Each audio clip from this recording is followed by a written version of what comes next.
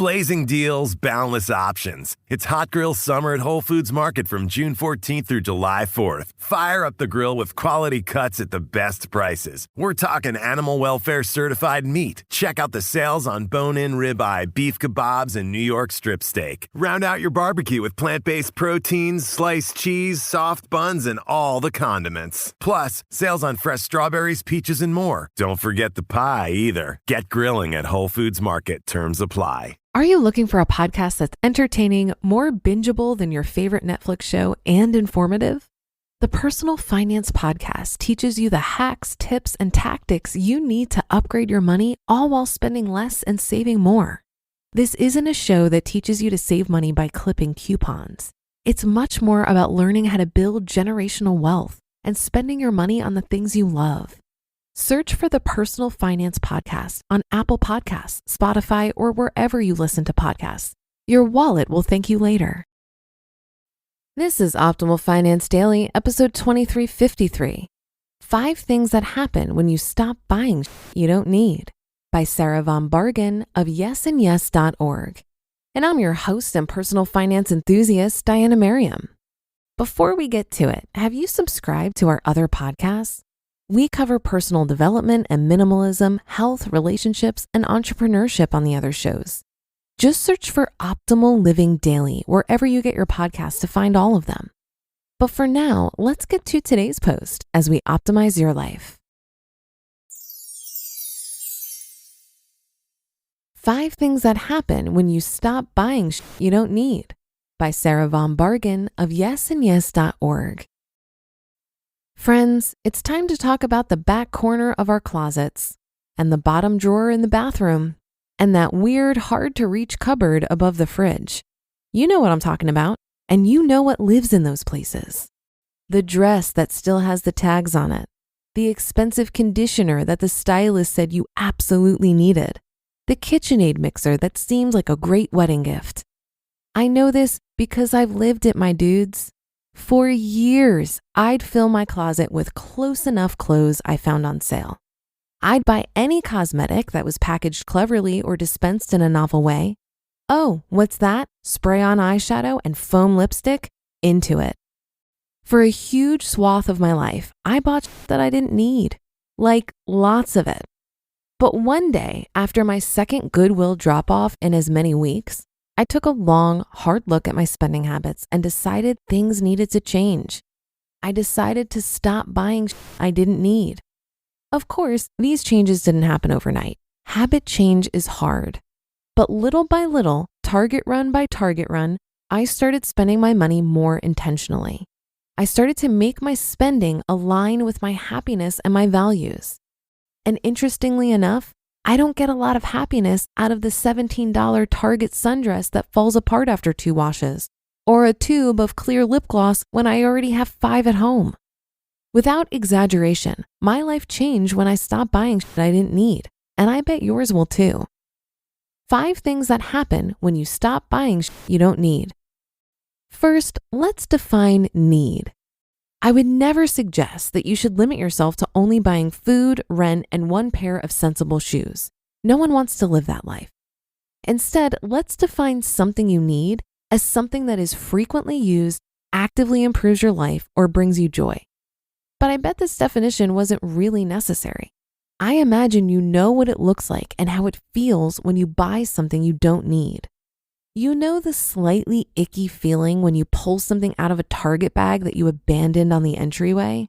You know the inner grimace when you see a shirt with tags still on hanging in the closet. And you also probably know how it feels when you pull something on in a fitting room and think, oh my God, I'm a goddess. Will they cut the tags off so I can wear this home? You know how it feels to open the package in your car. You also know how it feels to own something that positively impacts your life every blessed day. For example, I have 2 pets, 2 teenage stepsons, and hardwood floors. Yes, I do actually need a $350 robot vacuum that cleans while I do other things. I also need my beautiful coffee mug, my multiple sets of satin pajamas, and weekly bouquets from Trader Joe's. I don't, however, need the skirt that was on sale but doesn't quite fit. I also don't need a 4th set of serving spoons, any more books for my to-read pile or more throw pillows, ever. Number 1, when you stop buying shit you don't need, you have more money. Well, obviously, right? When you stop buying things you don't need, you have more money to buy things you do. But it's about more than that. You have more money for outsourcing tasks that make you miserable. You can get groceries delivered, have a professional do your taxes, or hire a house cleaner. You have more money to pay off the debt that's stressing you out and bulk up your emergency fund. You have more money for a therapist or the not covered by insurance treatments that make you feel better and happier. You can buy a flight to see grandma or your niece's graduation. You have more money to upgrade to a safer, more fuel-efficient car or donate to important causes. Number 2, when you stop buying shit you don't need, you have more time. Most of us exchange our time for money. The more we work, the more money we make. When we stop buying things we don't need, we have more money left over at the end of the month, which means we can work less. Maybe we don't need that side hustle anymore. We don't need to take the extra shift or work overtime. And when we work less, we have more time for the things that make us happy. Things like long, lazy walks with the dog, 3-day camping weekends, or just reading a book from cover to cover. Number 3, when you stop buying shit you don't need, you feel better about yourself. Do you get a sinking feeling when you look at your bank account statement? Do you wonder, where does it all go? Or, well, did it again, overspent on things I don't need. When we stop buying things we don't need, we stop feeling that way. It doesn't feel good to see that we're spending more than we earn. It feels gross to watch people buy things we want, but we can't afford because we spent $400 on Target sweaters and novelty pencil holders. Number 4, when you stop buying shit you don't need, you feel better about your space. We all know how it feels to open a cupboard or closet and see regrettable purchases staring back at us. The Instapot we never use. The going out shirt we bought in hopes of becoming someone who likes going out. Is it fun to look at the Vitamix you couldn't afford and never use? Nope. Want to recline against the throw pillows that are currently accruing 18% interest on a credit card? Probably not.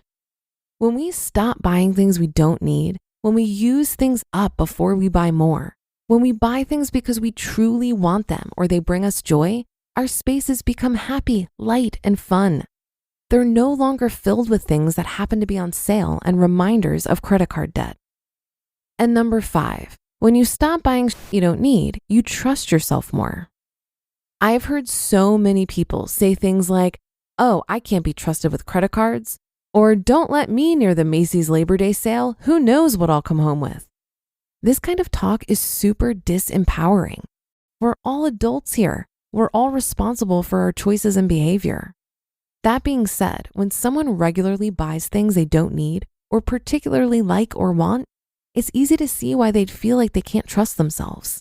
It's understandable that they think their shopping self didn't have their best interest at heart. When you stop buying things you don't need, you begin to trust yourself more. You can walk into Target knowing you're only going to walk out with things you truly need and want.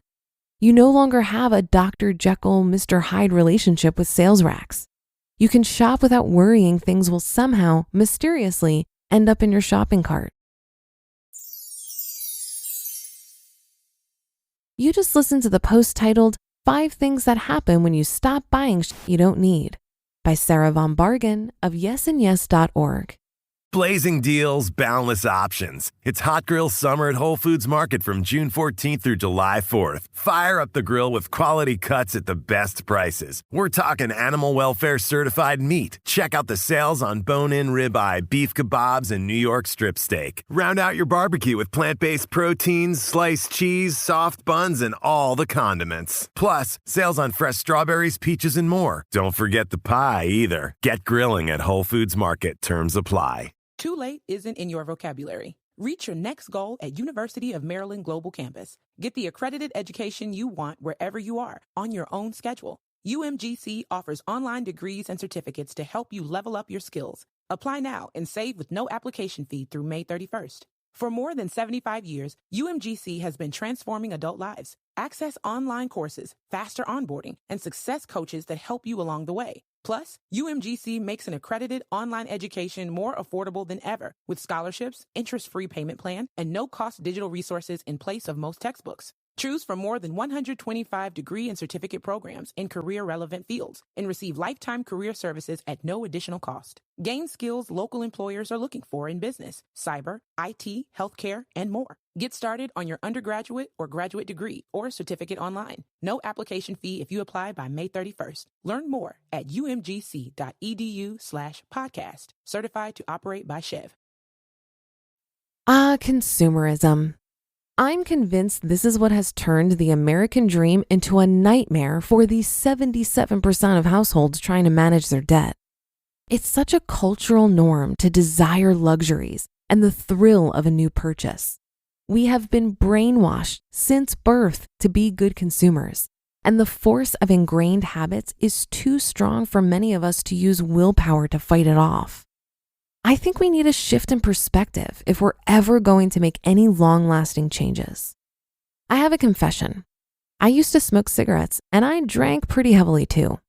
When I tried to use willpower and logic to change these habits, I was unsuccessful because I still had the desire to smoke and drink. I was convinced that I wanted to do these things, but they were bad for me, and so I had to force myself to stop. And then I read a couple of books. The Easy Way to Quit Smoking by Alan Carr and This Naked Mind by Annie Grace.